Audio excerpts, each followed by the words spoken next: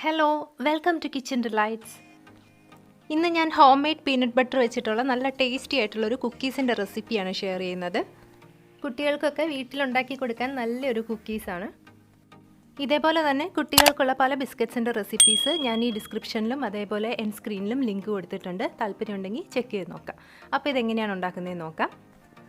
ആദ്യം തന്നെ peanut butter ഉണ്ടാക്കാം. അതിന് വേണ്ടിയിട്ട് 1/2 കപ്പ് ഹീപ്ഡ് ആയിട്ട് നിലക്കടല എടുത്തിട്ടുണ്ട്. അത് നമുക്കൊന്ന് വറുത്തെടുക്കാം. എല്ലാവർക്കും അറിയാവുന്ന കാര്യമാണ്, കടല നന്നായിട്ട് വറുത്തെടുക്കാൻ വേണ്ടിയിട്ട് ലോ ഫ്ലെയിമിൽ വെച്ചിട്ട് നമ്മൾ കണ്ടിന്യൂസ് ആയിട്ട് ഇളക്കിക്കൊണ്ടിരിക്കണം. ഹൈ ഫ്ലെയിമിൽ വെച്ചിട്ടുണ്ടെങ്കിൽ അതിൻ്റെ ഉൾഭാഗം ശരിക്ക് വെന്ത് കിട്ടില്ല. ഇതേപോലെ നന്നായിട്ട് കളറൊക്കെ മാറി വരണം, അതിൻ്റെ തൊലിയൊക്കെ പയ്യെ പോയി തുടങ്ങണം. നമ്മളൊരു കടല എടുത്ത് ചെക്ക് ചെയ്ത് നോക്കുവാണെങ്കിൽ പെട്ടെന്ന് വളരെ എളുപ്പത്തിൽ തന്നെ നമുക്ക് അതിൻ്റെ തൊലി കളയാൻ പറ്റുവാണെങ്കിൽ നമ്മുടെ കടല റെഡിയാണ്. ഇനി ഇതൊന്ന് തണുക്കാനായിട്ട് നമുക്ക് മാറ്റി വയ്ക്കാം. തണുത്ത് കഴിയുമ്പോൾ ഇതിൻ്റെ തൊലിയൊക്കെ ഒന്ന് കളഞ്ഞെടുക്കണം. ഇനി നമുക്കിതൊരു മിക്സിയുടെ ജാറിലോട്ട് മാറ്റാം. ആദ്യം ഇതൊരു 30 സെക്കൻഡ് നമ്മളൊന്ന് മിക്സിയിൽ ഇട്ട് അടിച്ച് കഴിയുമ്പോഴത്തേക്ക് നമുക്ക് ഇതുപോലൊരു പൗഡറായിട്ട് കിട്ടും. അതിനുശേഷം വീണ്ടും ഒരു 30 സെക്കൻഡ് നമ്മൾ അടിച്ച് കഴിയുമ്പോഴത്തേക്ക് അതിൽ നിന്ന് ഓയിലൊക്കെ റിലീസ് ചെയ്ത് നമുക്ക് പീനട്ട് ബട്ടറിൻ്റെ ഫോമിലോട്ട് കിട്ടും.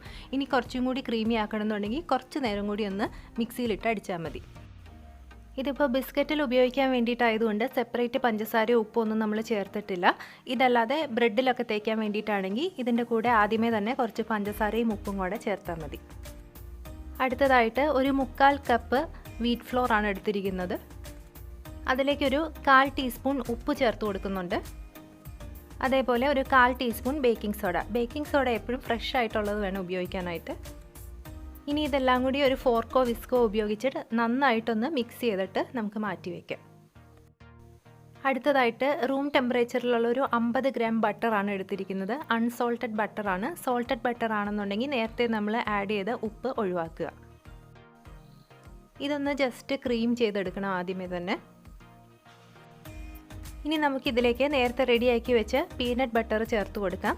നമ്മൾ 1/2 കപ്പ് ഹീപ്പായിട്ടുള്ള നിലക്കടലയാണ് എടുത്തത്. ഇപ്പോൾ നമുക്ക് ഏകദേശം 1/2 കപ്പ് ലെവലായിട്ട് നമുക്ക് പീനട്ട് ബട്ടർ കിട്ടിയിട്ടുണ്ട്. ഇനി ഇത് രണ്ടും കൂടി നമുക്ക് നന്നായിട്ടൊന്ന് ബീറ്റ് ചെയ്തെടുക്കണം. ഈ ബട്ടറും പീനട്ട് ബട്ടറും കൂടെ നന്നായിട്ടൊന്ന് മിക്സ് ആവണം. ഇപ്പോൾ ഇത് രണ്ടും കൂടെ നന്നായിട്ട് ബ്ലെൻഡായി നല്ല ക്രീമി ആയിട്ടുള്ളൊരു മിക്സ്ചർ നമുക്ക് കിട്ടിയിട്ടുണ്ട്. ഇനി ഇതിലേക്ക് 1/3 കപ്പ് പഞ്ചസാര ഒന്ന് പൊടിച്ചെടുത്തതാണ് ചേർത്ത് കൊടുക്കുന്നത്. ഇതാദ്യം ഒന്ന് നന്നായിട്ടൊന്ന് മിക്സ് ചെയ്തെടുക്കുക. അതിനുശേഷം ഒരു 1-2 മിനിറ്റ് സ്പീഡിലൊന്ന് ബീറ്റ് ചെയ്ത് കൊടുക്കണം.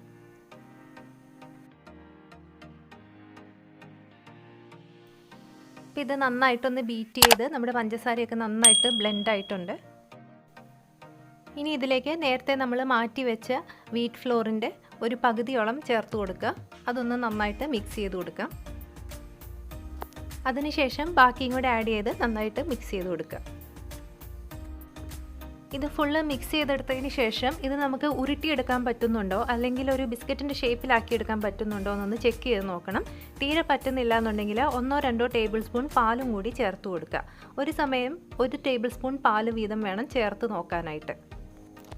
എനിക്കിപ്പോൾ അതിൻ്റെ ആവശ്യം വന്നിട്ടില്ല. ഞാനൊരു ബേക്കിംഗ് ട്രേ എടുത്ത് അതിൻ്റെ അകത്ത് നന്നായിട്ട് ബട്ടർ തേച്ചൊന്ന് ഗ്രീസ് ചെയ്ത് കൊടുത്തിട്ടുണ്ട്. ഇതിൻ്റെ അകത്തേക്ക് ഇനി കുക്കീസ് ഷേപ്പ് ചെയ്ത് വെച്ച് കൊടുക്കാൻ പോവുകയാണ്. ഞാനിതുപോലെ ഒരു നാരങ്ങ വലിപ്പത്തിലുള്ള ബോളാക്കിയാണ് എടുക്കുന്നത്. അത് നന്നായിട്ടൊന്ന് ഉരുട്ടിയെടുക്കണം. അതിനുശേഷം നമുക്കിത് കൈ വെച്ച് ജസ്റ്റ് ഒന്ന് പ്രസ് ചെയ്ത് കൊടുക്കാം. എല്ലായിടത്തും ഏകദേശം ഒരു തിക്നെസ് വരുന്ന രീതിയിൽ വേണം പ്രസ് ചെയ്യാനായിട്ട്. അതിനുശേഷം അതിൻ്റെ സൈഡിലൊക്കെ ചെറുതായിട്ട് ക്രാക്സ് പോലെ വന്നിട്ടുണ്ടെങ്കിൽ അതൊക്കെ ഒന്ന് പ്രസ് ചെയ്ത് വെച്ച് കൊടുക്കുക. ഇതേപോലെ എല്ലാ കുക്കീസും ഞാനിപ്പോൾ ഷേപ്പ് ചെയ്തെടുത്തിട്ടുണ്ട്. ഇത് ഒരുപാട് അങ്ങ് സ്പ്രെഡ് ചെയ്യില്ല, അതുകൊണ്ട് നമുക്ക് കുറച്ച് അടുപ്പിച്ച് വെക്കാൻ പറ്റും. ഇനി ഇത് 160 ഡിഗ്രി സെൽഷ്യസിൽ 12 മുതൽ 15 മിനിറ്റ് വരെയാണ് ബേക്ക് ചെയ്തെടുക്കുന്നത്. ഞാൻ 15 മിനിറ്റാണ് ബേക്ക് ചെയ്തത്.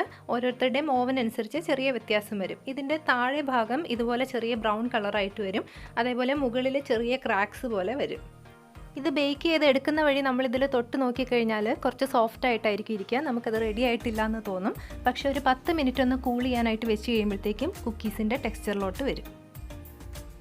നല്ല സോഫ്റ്റ് ആയിട്ടുള്ളൊരു ടെക്സ്ചറാണിത്. അതേപോലെ നല്ല ടേസ്റ്റിയുമാണ്. തീർച്ചയായിട്ടും എല്ലാവരും ഒന്ന് ട്രൈ ചെയ്ത് നോക്കുക. അപ്പോൾ ട്രൈ ചെയ്ത് നോക്കിയിട്ട് നിങ്ങളുടെ ഫീഡ്ബാക്ക്സ് അറിയിക്കുക. ഈ വീഡിയോ നിങ്ങൾക്ക് ഇഷ്ടപ്പെട്ടു എന്നുണ്ടെങ്കിൽ ഒന്ന് സബ്സ്ക്രൈബ് ചെയ്യാനും ലൈക്ക് ചെയ്യാനും മറക്കരുത്. അപ്പോൾ മറ്റൊരു വീഡിയോയുമായിട്ട് നമുക്ക് വീണ്ടും കാണാം. താങ്ക്